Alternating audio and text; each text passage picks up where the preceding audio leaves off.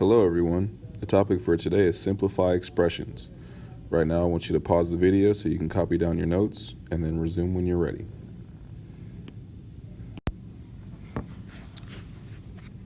So the key for today's lesson is we need to find what are called like terms. So anything with the same letter or anything that doesn't have a letter, those would be considered like terms. What I mean by that, let's look at this first example. So we have 3x, we have 3x, we have 7, and we have just x. So of those three are terms.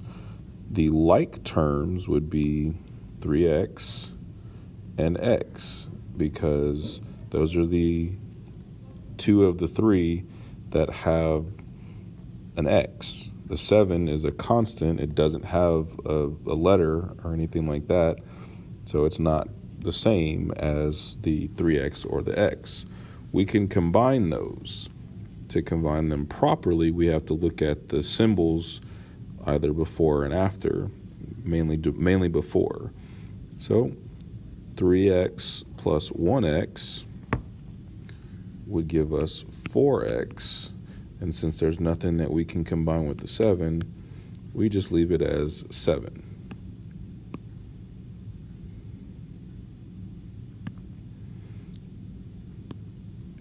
So that is our simplified expression. That would be our answer. Looking at the next example, we've got 14y, we've got x, and then we've got 22y. And you'll notice I'm trying to use the same general shape for the like terms so that I can go back and say, oh, okay, these are the ones that I need to combine. So 14y and 22y can be combined together to give us 36y, and then x is the only x term, so it stays the same. There's our simplified expression.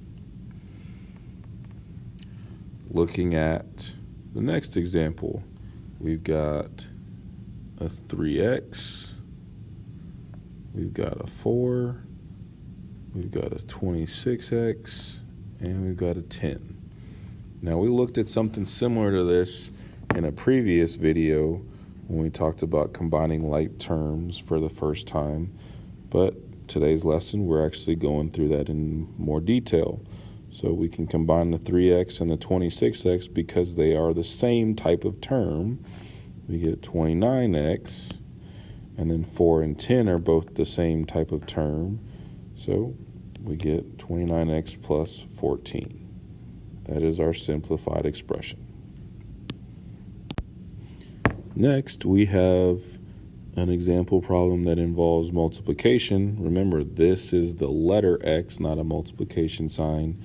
The dots, those mean multiplication. That's another way to write multiplication. So this problem is saying 3 times x times 11. Now with addition and subtraction, you cannot combine things that are not the same. So, if these were addition signs, we wouldn't be able to add them. We would be able to add the 3 and the 11, but we wouldn't be able to do anything with the x. Because it is multiplication, we can multiply all of the numbers that are provided. So what I mean is we can multiply 3 and 11, which gives us 33. And since we don't know what x is, we just place it right next to the 33. Remember, that means 33 times x. So that is our simplified expression. Our next example involves a little bit of the distributive property as well as combining like terms. So we have to first distribute the 4 to the 2x and to the 5y. And then once we've done that, we can start simplifying. So we get 4 times 2x gives us 8x. 4 times 5y gives us 20y. And then we have 3y. Well, we have to simplify this expression because we've got two like terms right here, 20y and 3y. So our final answer is 8x plus 23y.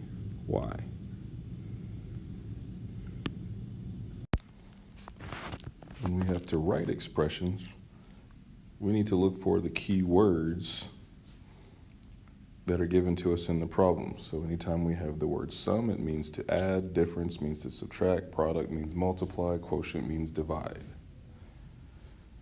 So for example, we have to write an expression for the sum of a number and 6. So that keyword sum tells us that we're going to add. So a number, that means that that's our variable, so we'll just choose x, and then 6. So there's our expression. The sum of 5 times a number and 12, well, there are several keywords, sum, and then times. So that means we've got some kind of combination of adding and multiplying. So since it says 5 times a number, we'll say that the number is n. And then we have the sum, so that means we've got to add and 12. So 5 times a number has to go first, because with the order of operations, it tells us that multiplying has to come before addition. And then and 12, that tells us that it's the second part of the sum. Looking at some more examples, the sum of 3 and a number is added to 24. So the sum of 3 and a number means that we've got addition, 3 and a number is added to 24, so we've got another addition sign.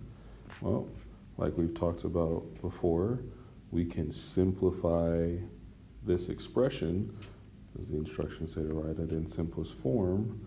The 3 and the 24 can be combined, so we wind up with x plus 27.